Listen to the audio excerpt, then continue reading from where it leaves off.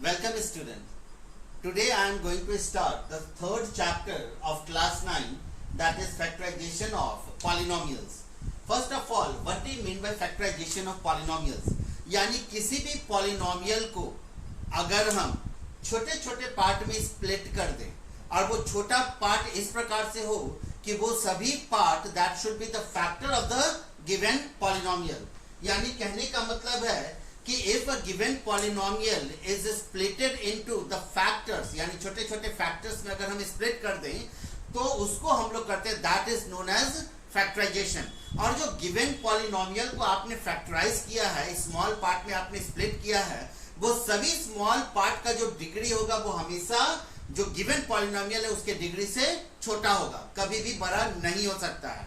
For example, अगर एक simple, अभी तो मैंने आपको मेथड नहीं बताया, लेकिन हम एक सिंपल सा एग्जांपल लेते हैं, x square plus 5x plus 6, और अगर हम इसको फैक्टर के रूप में इस प्रकार से लिखते हैं x plus 2 and x plus 3, ये मेथड हम बाद में बताएंगे, एक्सप्लेन करेंगे कि कैसे हुआ ये, लेकिन यहाँ पर पहले फैक्टराइजेशन का रियल मीनिंग बता देते हैं। This is the given polynomial, इसको मैंने स्प्लिट कर कर दो पार्ट में लिखा है, एक x प्लस 2 और एक x प्लस 3, और दोनों पार्ट मल्टीपल के फॉर्म में है। लेकिन इन दोनों पार्ट, ये दोनों क्या है, this both are the factors of the given polynomial, यानी कहने का मतलब है कि ये पॉलिनोमियल x प्लस 2 से भी डिविजिबल होगा और ये पॉलिनोमियल x प्लस 3 से भी डिविजिबल होगा। अब याद रखिएगा कि ये जो छोटे छोटे पार्ट मैंने बनाए हैं इस गिवन पॉलिनोमियल का, इन दोनों का जो डिग्री है, इसका डिग्री यहाँ पे क्या है, 1 है, इसका डिग्री 1 है, इन दोनों का जो डिग्री होगा वो हमेशा गिवन पॉलिनोमियल के डिग्री से छोटा होना चाहिए। अब आते हैं कुछ मेथड्स है फैक्टराइजेशन का, methods of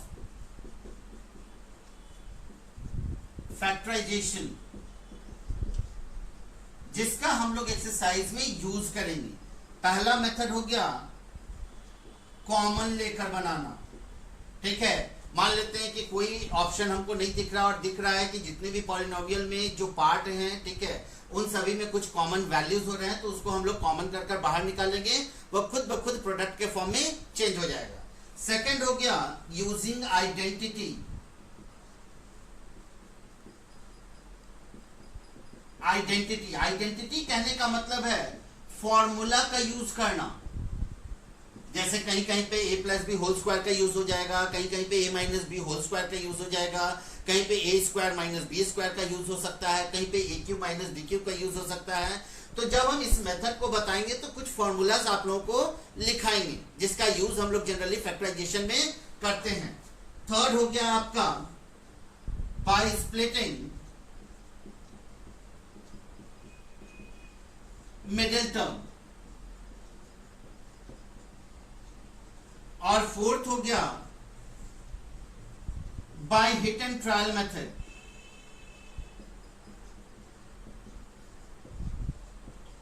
bye hit and trial method, तो यहां पर देखिए हर एक का यूज कर कर आपको क्वेश्चन सॉल्व करना है। आपके आर.एस. अग्रवाल बुक में और एनसीईआरटी दोनों में कॉमन मेथड से भी आपका दिया गया है क्वेश्चन, आइडेंटिटी का यूज कर कर भी क्वेश्चन दिया गया है, इस मिडिल टर्म स्प्लिट करने पे भी कुछ क्वेश्चन बेस्ड है, और हिट एंड ट्रायल पे भी कुछ क्वेश्चन बेस्ड है। एक चीज याद रखिएगा कि आने वाले समय में आप स्टैंडर्ड 9th में है, स्टैंडर्ड 10th में चले जाइए, 11th में चले जाइए, 12th में चले जाइए, हमेशा याद रखिएगा फैक्टराइजेशन आपका पीछा नहीं छोड़ेगा, वो कहीं ना कहीं किसी ना किसी रूप में आपको यूज करना ही पड़ेगा, कहीं ना कहीं आएगा ही आएगा। इसलिए फैक्टराइजेशन बहुत ध्यान से पढ़िएगा, ध्यान से सॉल्व कीजिएगा, और जितना हो सकते प्रैक्टिस कीजिएगा आप अपने बुक से।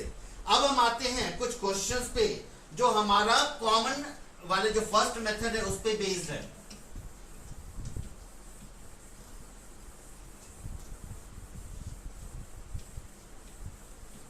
मान लेते हैं फर्स्ट क्वेश्चन है 9x स्क्वायर प्लस 12xy।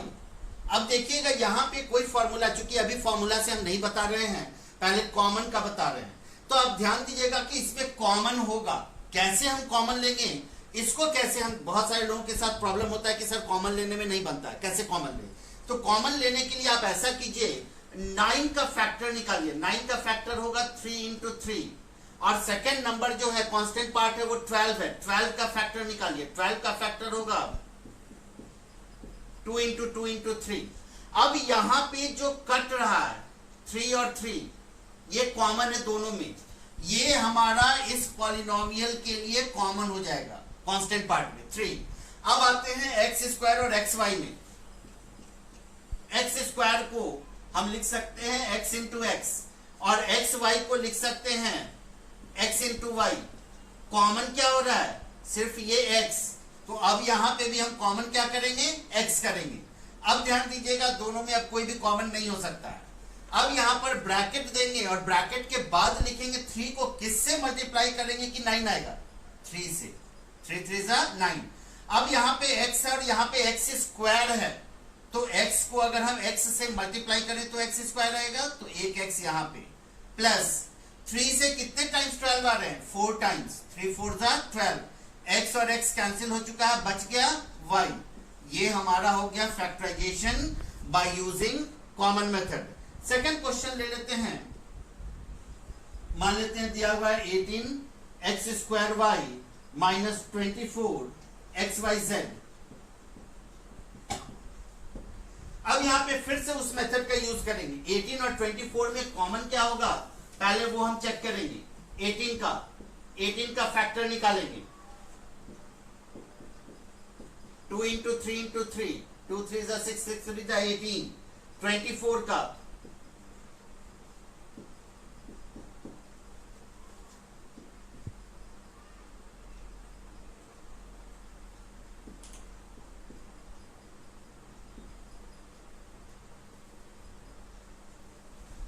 तो 24 का हो गया 2 इंटू 2 इंटू 2 इंटू 3। अब ध्यान दीजिएगा ये 2 और ये 2 कॉमन हो गया, लिख लीजिए यहां पे अच्छा रहेगा। एक 3 और 3 कॉमन हो गया। अब कोई भी कॉमन नहीं हो रहा है, तो 2 3 जा 6, 6 कॉमन हो गया। उसके बाद एक्स स्क्वायर वाई है और एक्स वाई जेड है, तो एक्स स्क्वायर वाई को हम लिखेंगे। ये धीरे धीरे आप खुद प्रैक्टिस में आ जाएगा, ये बनाने की जरूरत नहीं पड़ेगी। क्योंकि आप लोग बिगिनर हैं इसलिए ये पूरा मेथड स्टेप बाय स्टेप हम समझा रहे हैं। एक्स वाई जेड को लिखेंगे x into y into z. X x cancel, y and y cancel, तो यहां पे कॉमन क्या हो जाएगा? X and y. अब चलिए ध्यान दीजिएगा, यहां से भी आप चेक करके लिख सकते हैं। पहला में बच गया नंबर कौन सा? 3। आपने 3 लिखा और इसके वेरिएबल पार्ट में कौन सा बच गया? x, 3x minus. सेकेंड में 3 2 जा 6 मैंने कॉमन किया है, बच गया क्या? 2 2 जा 4। सेकेंड वेरिएबल पार्ट में देखिएगा x और y मैंने कॉमन किया, बच गया क्या? z। ये हो गया फैक्टराइजेशन यूजिंग कॉमन मेथड। तो हम ये बोलेंगे कि आप लोग एक्सरसाइज 3A जो आर.एस. अग्रवाल में है उसको सॉल्व कीजिएगा। ये कुछ और क्वेश्चंस इस पे बेस्ड कल मैं सॉल्व कर फिर से दोबारा भेजूंगा, आप लोग उसको देखिएगा। लेकिन अभी हम बोलेंगे कि जो भी सिंपल प्रॉब्लम्स हैं जो कॉमन से आप बना सकते हैं, आप लोग एक्सरसाइज 3A को प्रैक्टिस कीजिएगा फ्रॉम आर.एस. अग्रवाल बुक।